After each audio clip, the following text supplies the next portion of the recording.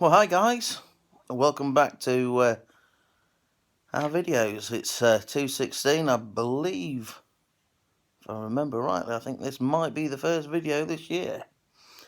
As you can see, the old beard's coming on really well. I just thought I'd do a video really on the some of the aspects of keeping chickens. Really, I've got a few bullet points just to keep me on track. Just some things to consider, if you're thinking of keeping a few chickens or anything like that. You've got to consider the expenses. You've got weekly or monthly or fortnightly feed bills. You've got to give them a basic layers ration, and maybe even a corn ration as well.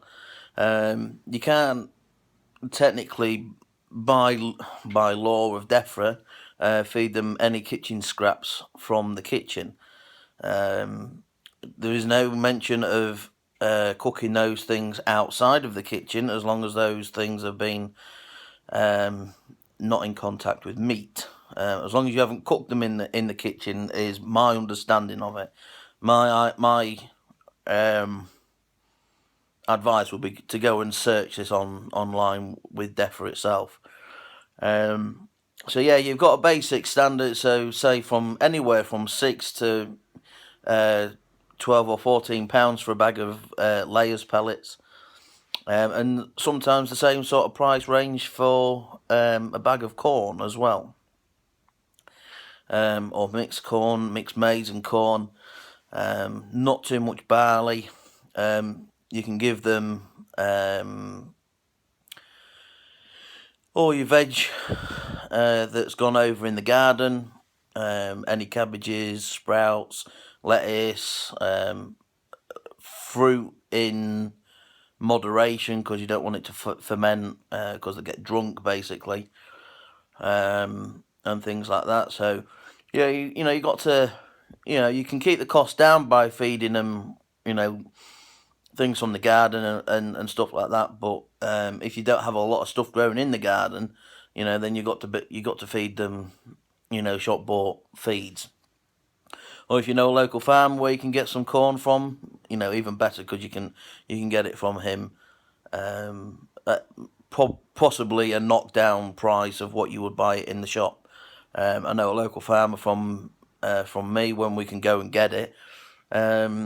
A potato sack, a big 20-kilo sack, he only charges us £3.50 a bag, whereas a local feed merchant is selling at maybe £6, £7 a bag. So you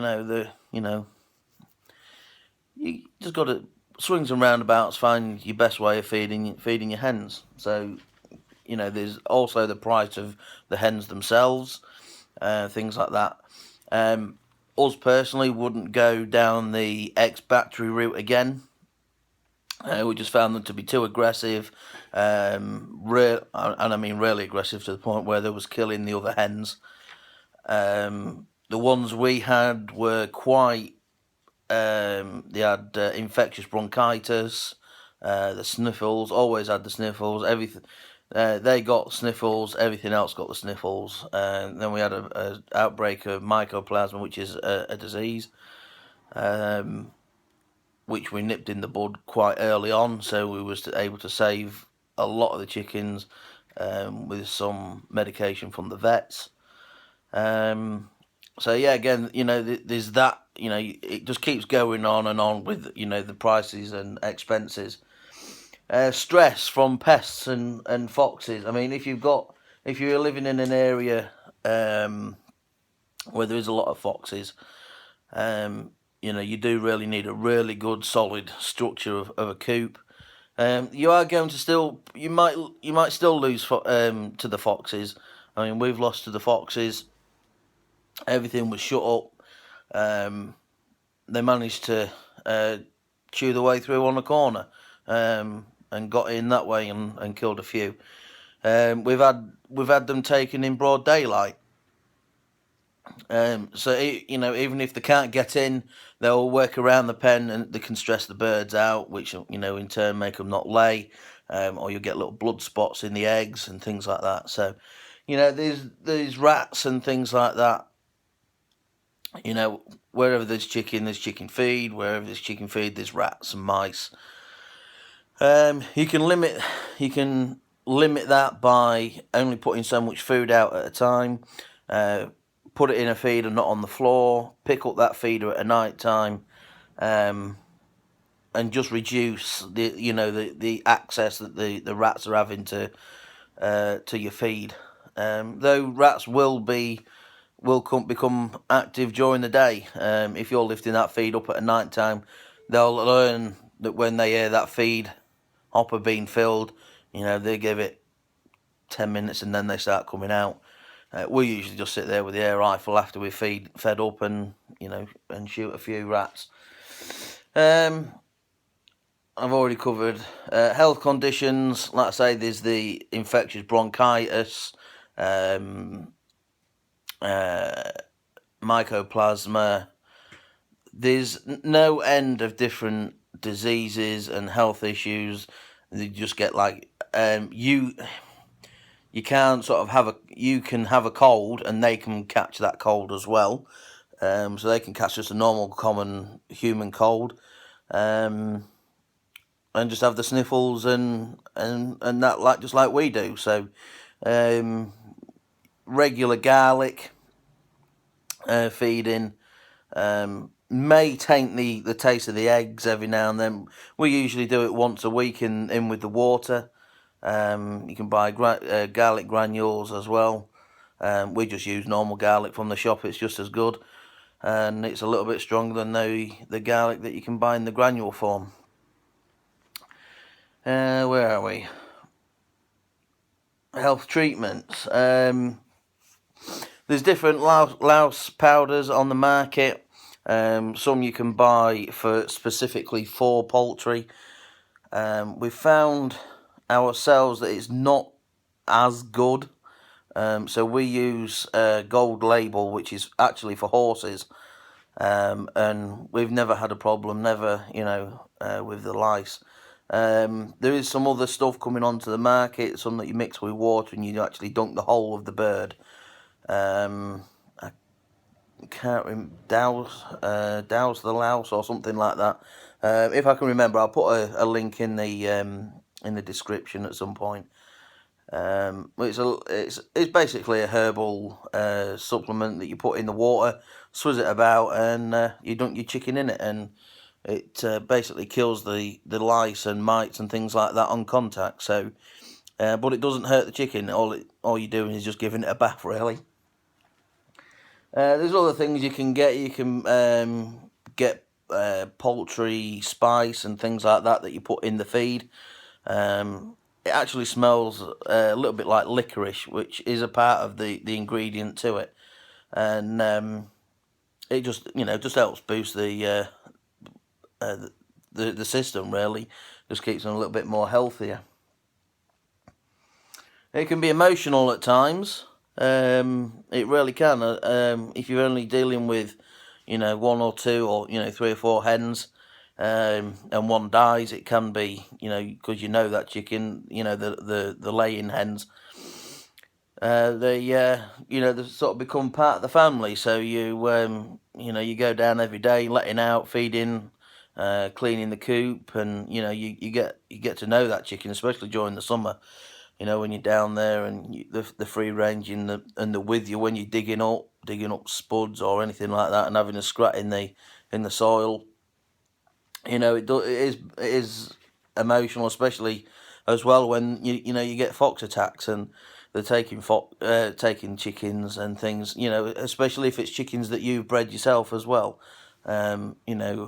With fertile eggs under a broody hen or in an incubator or something like that. It is emotional when you get a few chickens taken. So yeah, it's it is it can be emotional as well, especially.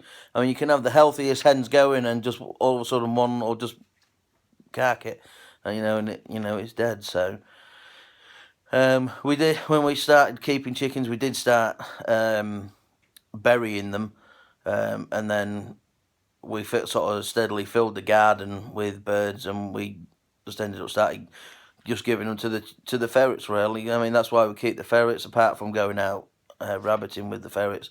You know, they dispose of any of our old stock. So, and difficulties going on holiday.